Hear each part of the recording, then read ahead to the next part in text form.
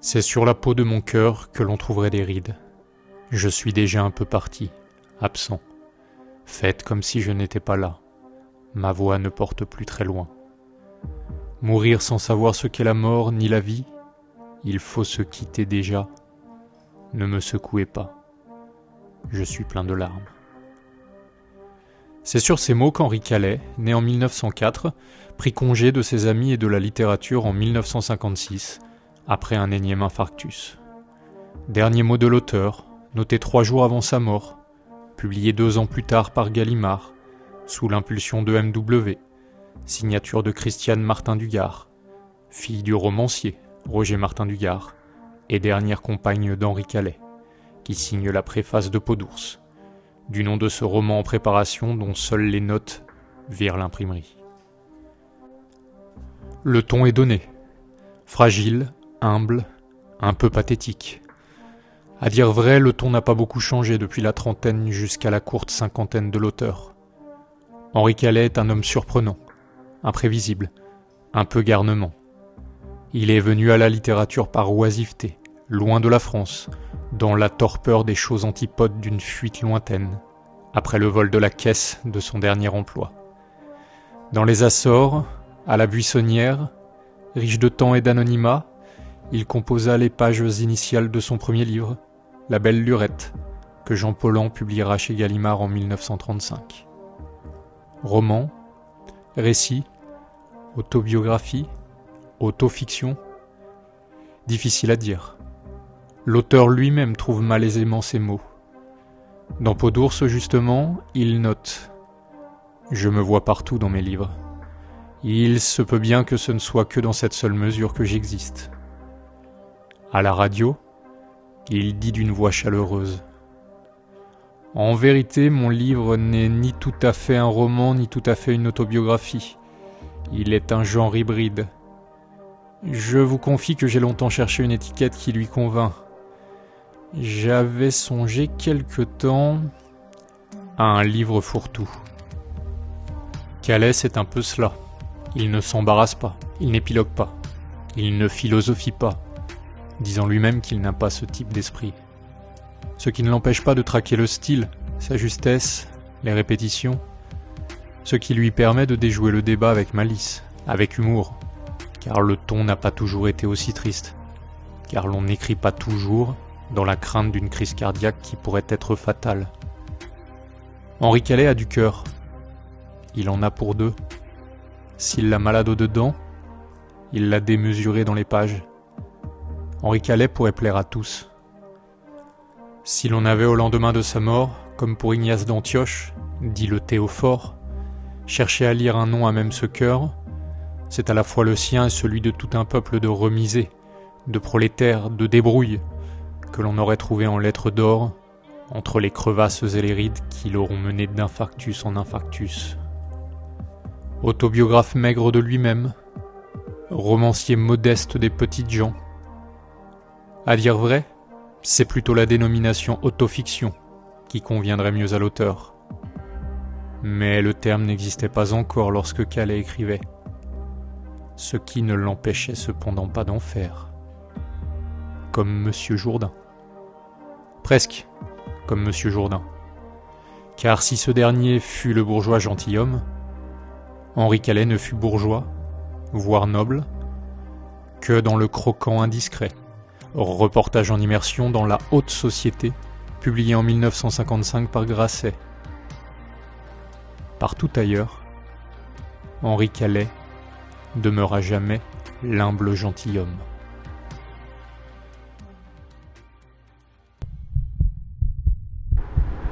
Oublieuse postérité. Épisode 4. La nostalgie du peuple. La Belle Lurette est un récit assez court, d'une lecture aisée, touchante, drôle. Henri Calais n'a que peu d'égal pour s'attirer la sympathie du lecteur. Il lui parle de lui, bien sûr, ou d'un lui déformé par le souvenir et la romance, comme il parlerait du beau temps, de la pauvreté, de la rue ou des champs de course. Il raconte des banalités, des affaires d'enfance, des pulsions d'adolescence, avec, c'est sa grande force, une intonation bicéphale, qui qui permet instantanément de retrouver deux choses. L'esprit d'une époque d'un côté et la sensation de notre humanité de l'autre. Ce qui pourrait être, ou est, dramatique, est traité avec légèreté, sans effusion de mots, de lyrisme, de gravité, sans soulever plus ou moins de larmes ou de défiance qu'un vol de bonbons.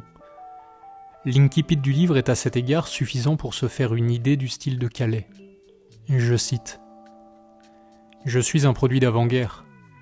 Je suis né dans un ventre corseté, un ventre 1900. Mauvais début. Il pataugeait dans le chemin des pauvres, mon père de 20 ans, et ma mère qui devait avoir bien du charme avec sa trentaine. J'en juge d'après les photographies que j'ai vues. Ils se sont rencontrés. Mon père, sur l'instant, se fit tatouer un cœur allégorique traversé d'une flèche sous le biceps gauche, parce qu'il était amoureux. Ils se sont mis à la colle, c'est l'expression de ce temps. Je suis venu, et on est partis tous les trois. Tas petit de chair molle, oublié au fond d'un tiroir de commode aménagé sommairement en berceau, j'ai fait ma collection d'images. J'ai empli mes yeux vides avec les fleurs du mur. La flamme remuante et plusieurs fois pointue de lampe à pétrole. Les lézardes sinueuses, sombres sur plafond gris. Bercé dans les grands bras solides, confiant, serré contre une poitrine chaude, j'ai eu des bons jours de la vie dans le vide. Rien que du chaud. Le lait blanc, en jet, du corps de ma mère et qui chatouille le gosier.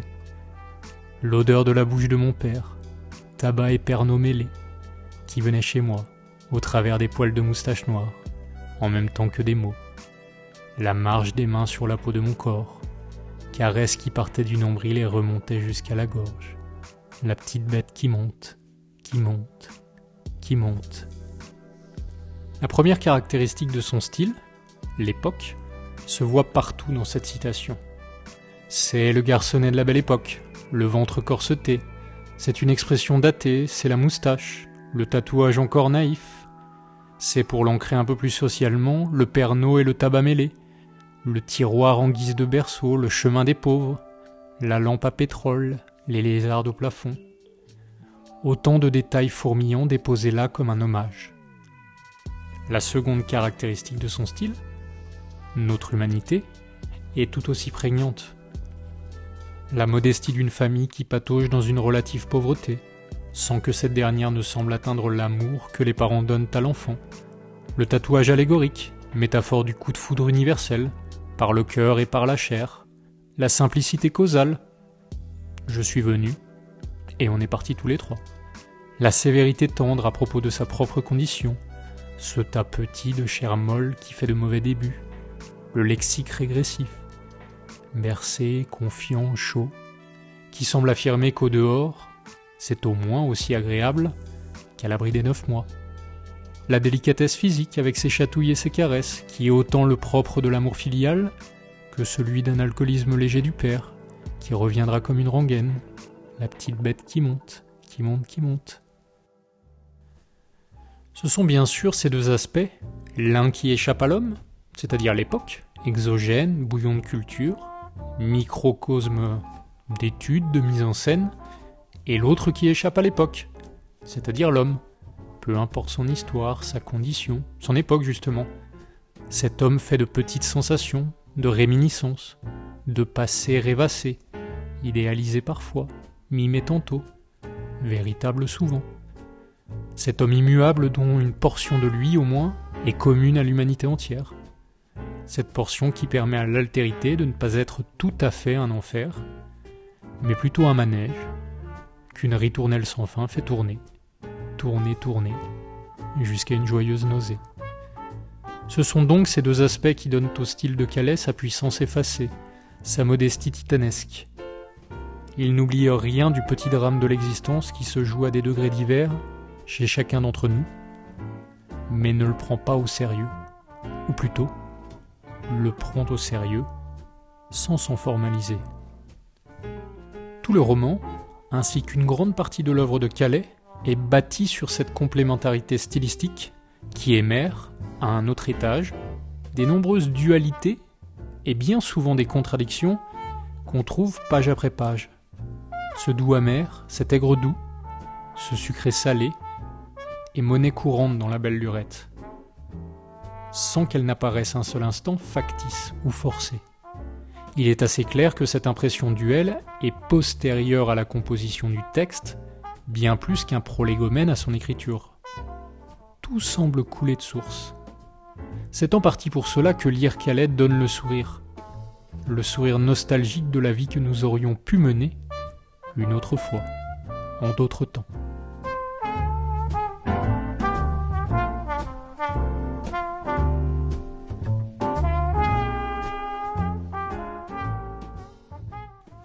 Pour premier exemple, puisque ce moyen a déjà été évoqué ci-avant, il est très courant de trouver chez l'auteur des liens de causalité qui devraient être sérieux, graves, pourquoi pas tragiques, qui devraient tout au moins être développés sur quelques paragraphes ou pages, mais sont expédiés à l'inverse à l'avenant, en une ligne, en un mot, bref, en un rien. Après quelques années, les parents du narrateur commencent à se disputer, le père à battre la mère. Après un long paragraphe, le narrateur conclut simplement, hors de toute psychologie, hors de toute thèse, avec un ton plutôt ironique, « J'étais devenu l'enfant martyr du quartier ». Le paragraphe suivant évoque la famille de la mère du narrateur. Nous n'entendrons plus jamais parler de ce statut de martyr de la cour de la grâce de Dieu, le nom habile de la rue où habite le narrateur.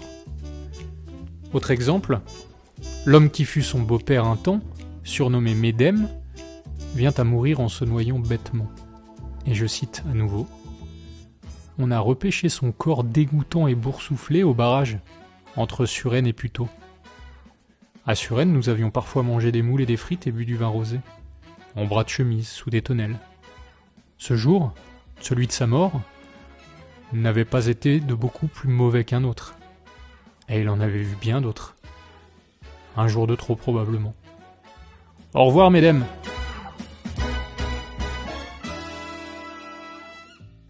Avec cette technique de l'échappée, cette technique imprévisible, Khaled tire son personnage des violences de l'existence, sans la moindre blessure apparente. Car il faut tout de même le rappeler, la belle lurette, ce n'est pas tous les jours la joie. La famille du narrateur est pauvre, vit de trafic de fausses monnaies. L'enfant est un temps gravement malade, la mère battue, sporadiquement par le père, l'enfant déplacé en Belgique pendant la Grande Guerre, mauvais à l'école, plus ou moins abusé par ses pairs au collège, placé dans une famille d'accueil, viré du lycée, condamné à de petits métiers. En donnant à certains paragraphes ces conclusions minuscules, l'auteur évite la sensiblerie, ne s'apitoie jamais sur le sort de son personnage, ne cherche pas à tirer l'alarme du lecteur. À l'inverse, il le fait rire jaune, il le fait grincer des dents. C'est ce que nous pourrions appeler grossièrement un art de la chute. Une succession de scénettes qu'une ultime phrase désamorce, ridiculise ou transcende. Une tentative de fuite soudaine qui pourrait cacher de juvéniles traumatismes. Une envie de prendre en pitié ce petit bonhomme qui déambule dans Paris et dans la vie sans trop savoir par quel bout les prendre, ces deux capitales de lettres. Mais c'est là le commentateur qui psychologise, avec des bouts de chandelle, alors que Calais est déjà loin de ses préoccupations, dans un autre arrondissement de Paris. De cette méthode découle cette sensation singulière que le narrateur ne semble rien prendre au sérieux, alors que tout est pris au sérieux, mais sans gravité, sans condescendance. Calais, et notamment la belle lurette, sont aux antipodes du siècle à l'œuvre. Depuis une bonne décennie, les romans de l'angoisse, les romans de la solitude, du mal-être, bref, du nouveau mal du siècle, commencent à alourdir les étals des librairies et des consciences. Certains romans de Georges Duhamel, d'Emmanuel Bove, de Pierre Herbart, de Pierre Bost, de Philippe Soupeau, d'Emmanuel Robin, bientôt ceux de Sartre et de Camus, viendront terrasser la mélancolie simple des petites gens et des esprits en maraude fraternelle. Bientôt il n'y aura plus que l'héroïsme et l'engagement pour donner un sens à l'encre. Bientôt donc, mais nous y reviendrons dans un prochain épisode, l'expérience personnelle, l'humilité n'existera plus. Il faudra d'un homme faire un peuple. Et la belle lurette sera autant le diable Vauvert. Dans cette lutte d'influence entre les zélateurs universalistes et les prosateurs intimistes, les mendiants de la petite voix, les passionnés du kidam, nous perdrons, peut-être à jamais, nombre d'écritures intéressantes. Celle d'Henri Calais, par chance, se partage le tombeau et le beau temps, comme le narrateur de son récit, sans cesse ramené à la terre par sa naissance pauvre, et appelé au bleu par ses aspirations d'enfant devenu adolescent, et soudain, sans presque s'en rendre compte, adulte et responsable. Il faut noter enfin une autre caractéristique subtile de la plume de Calais, et elle se niche dans la personnalité du narrateur, qui est la personnalité même de l'écriture d'Henri Calais. Le personnage qui raconte son enfance et son adolescence dans La Belle Lurette est une allégorie de l'écriture d'Henri Calais. Il coïncide totalement. J'entends par là que le personnage est plutôt calme, un peu rieur, un peu mélancolique, un peu vulgaire, un peu malin, un peu filou, un peu touché, mais pas trop. Plein de petits peu, mais jamais de totalité. L'écriture est identique en tout point, sans prétention, par petites touches inoffensives, mais s'affirmant tout de même. C'est la superposition parfaite et rare du personnage, de l'écriture, et peut-être de l'auteur. Mais n'est-ce pas pour le moins ce que l'on attendrait de tout auteur d'autofiction un tant soit peu talentueux ?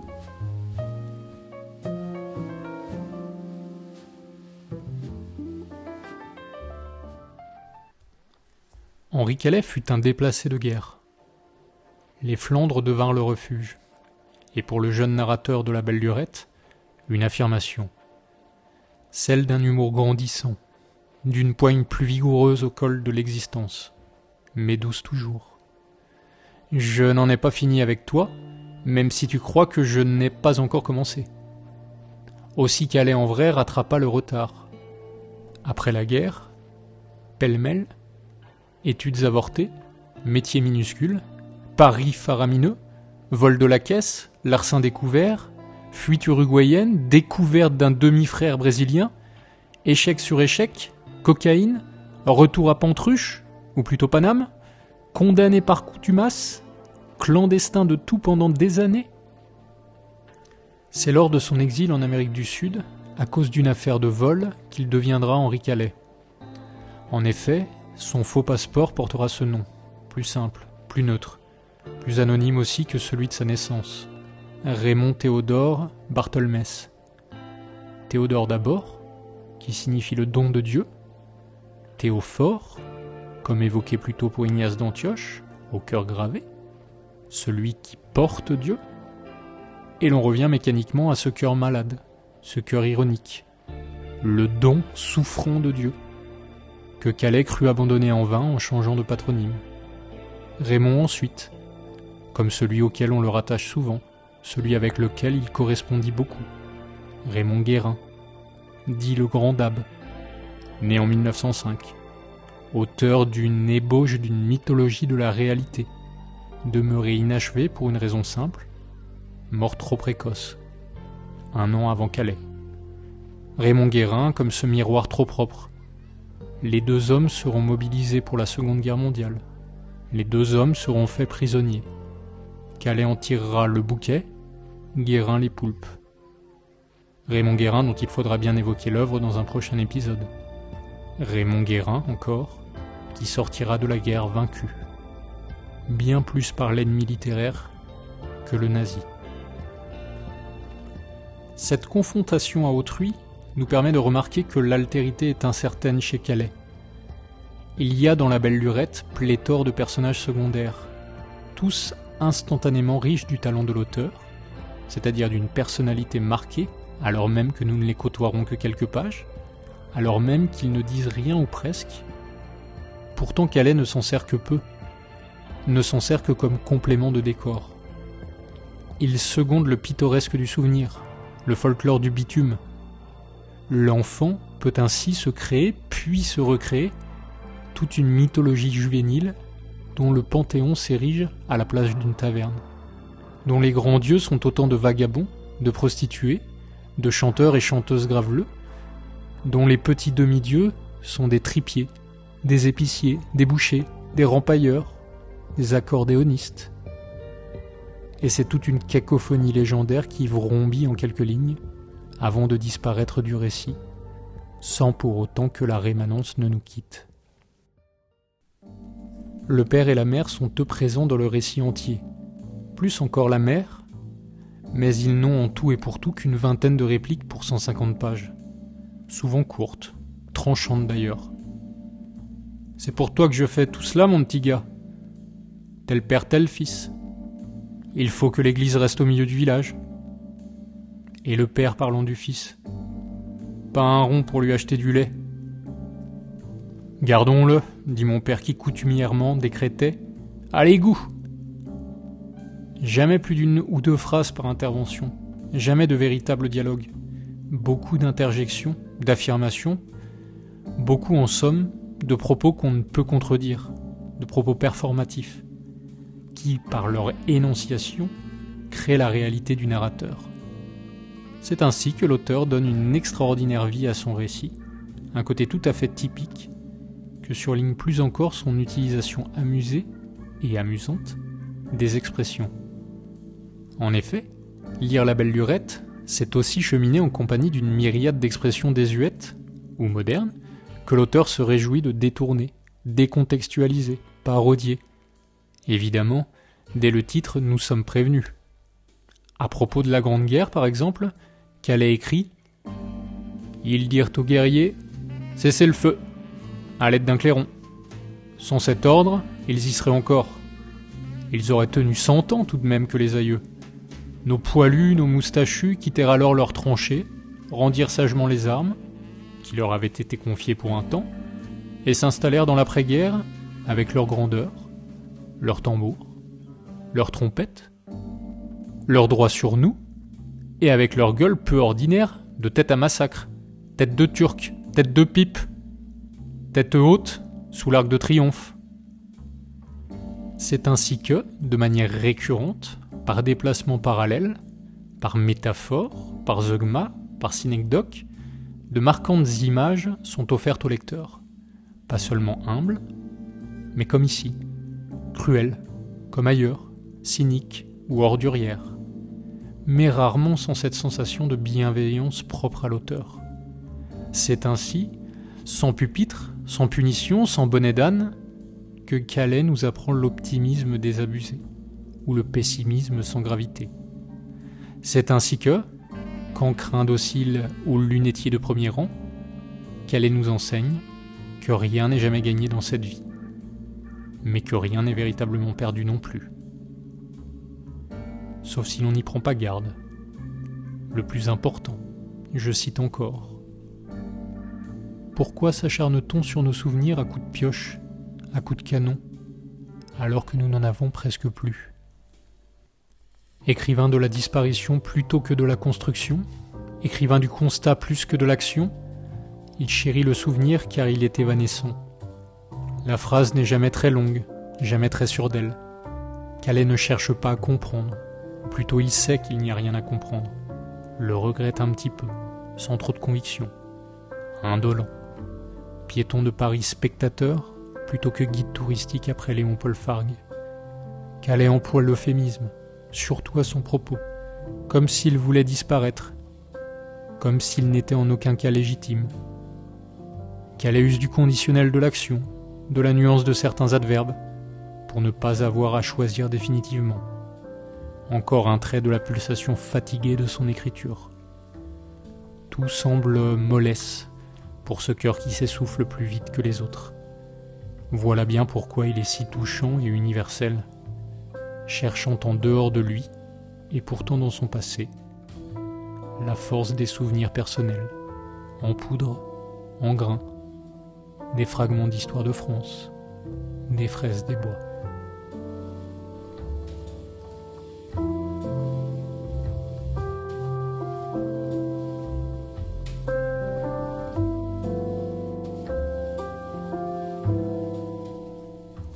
Étrange prémonition en négatif de la part de Calais.